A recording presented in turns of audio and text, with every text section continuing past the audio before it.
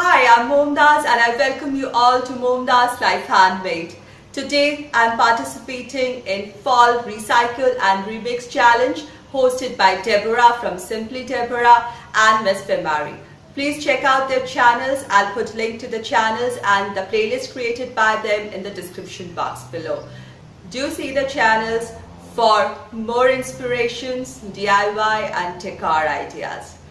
If you haven't yet subscribed to my channel, please consider subscribing by hitting the red subscribe button given below the video or the icon given in the bottom right corner of the video, and hit the notification bell so that you're notified each time I post a video.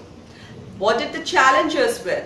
The challenge was to create a fall decor item from an ordinary non-fall household item.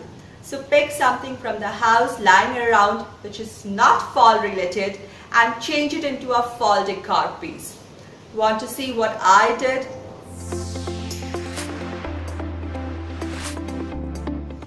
Welcome again. I had this old clock in the house since my marriage and I was actually waiting for it to stop working.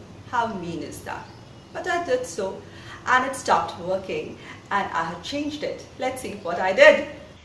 Items needed are felt pens, some crayons, I'm using oil pastels, rulers, scissors, craft glue, a photograph, this is 4x6 size, pencil, a paper which is ivory color, I'm using a drawing sheet, a cutter, and a fall related cutout from a card or magazine, or you can draw and cut it out like me.